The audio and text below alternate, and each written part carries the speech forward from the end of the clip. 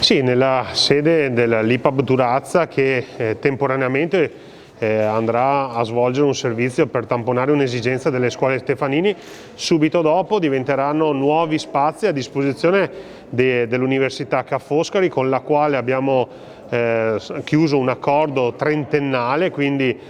chiudiamo definitivamente i dubbi sul futuro della crescita dell'università nella nostra città. È un rapporto diretto con il Comune di Treviso, di questo siamo davvero orgogliosi. Andremo a recuperare un buco nero della città, perché quella struttura fantastica del Durazza ha davvero tanti spazi da mettere a disposizione per gli studenti, e potremo continuare questo percorso di crescita delle università a Treviso attraverso nuovi corsi, attraverso l'internazionalizzazione dei corsi e soprattutto attraverso una sinergia sempre più forte tra Ca' Foscari e il Comune di Treviso, perché nell'accordo ci sono anche delle collaborazioni proprio dei ragazzi, degli studenti, che potranno supportare il Comune di Treviso in un periodo particolarmente delicato, per esempio sul tema del PNRR o delle politiche comunitarie, o anche per esempio sulla promozione turistica del nostro territorio e della nostra città. Sì, noi abbiamo siglato un accordo con l'IPAB trentennale, dove ci faremo carico